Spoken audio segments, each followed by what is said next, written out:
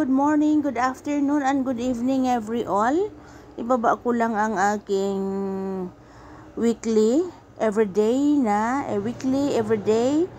baon ng aking only daughter. So, good for 2 weeks yan kasi nung bago sila nag-field trip, nakailang isang araw lang, 2 days lang ata yun. Tapos, so nakaraan 2 days lang din, 3 days lang, 2 days lang din o bento, kaya pinagsama-sama ko na muna. So, baba ko lang for the updating.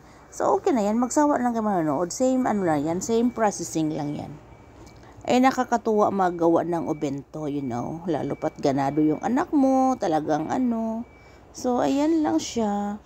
Kaya nga, ang taba-taba ni Aska. Grabe. Pero healthy. Kaya may ang baon niya, konti lang siya tignan. Pero, yan saksak sa ulam, saksak sa gulay ba. Sus, kung gusto ko lang mag-instant lagi, naku, madali lang sana kahit alas 7 pa ako gigising. Pero bawal kasi, pangit kasi yung laging instant na ulam ng niya. So ayan, minsan nagsusyomay ako, nag-roll ako, ganun. Tapos yung yung instant ko, yan chicken nugget lang talaga, chicken nugget at saka yung hamburger na, mini hamburger, yan siya. Yan lang ang ko, tapos meatballs.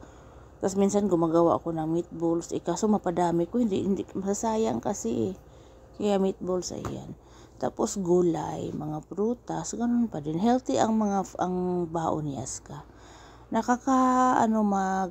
Magawa ng obento, nakaka-enjoy siya gumawa, lalo pat alam mo na nakaset na kung ano yung lulutuin mo, anong style sa guhan mo, anong sa kanin, sa onigiri ba, kung anong klaseng kung anong ulam, kung pwedeng guhan na lang, ganun, yung ganyan.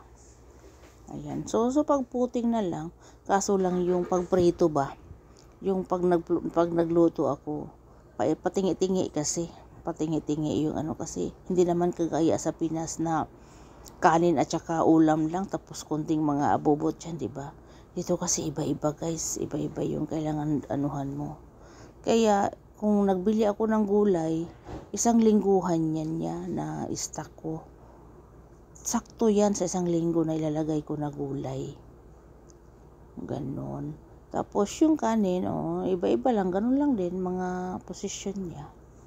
Gusto ko talaga yung yung gumagawa lang ako ng ulam niya.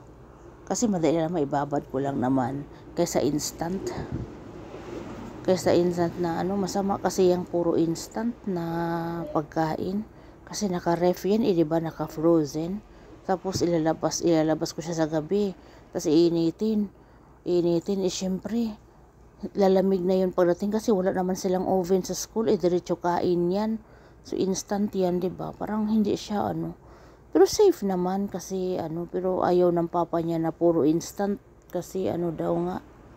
Kasi nga naka-frozen na, ilalabas mo lang, iinitin, tapos ako hindi ko iniinit, pina-fry ko or either ko. Basta ginagawa ko na talagang mainitan talaga siya. Kaso nga lang, iba ngayon kasi nakagaling frozen ba. Tapos nakailan pa yung stock sa Kaya mas maiging gumawa. Yung madali lang naman ang siomay, lang naman siya Pero minsan, pag naibigan kong bumili ng siomay, bumibili ako ng siomay. Pag gustuhin ko rin magawa ng siomay, gumawa din ako. Tapos yun, tamagoyaki, yung itlog. Ayan yun, yun. Ito, tas kalabasa, kung ano-ano lang mga. Si Aska, nakain naman talaga siya kahit anong gulay. Huwag mo lang siya pakainin ng nigawri, ampalaya. Nakain siya ng okra, lahat ng gulay nakain siya, wag lang yung ampalaya. Nasusuka talaga siya sa ampalaya. Pero, at saka yung pa yung isang gulay na ayaw niya, basta may gulay siya, 2 lang yung gulay niya Ang pinaka-paborito niyang gulay yung shiitake.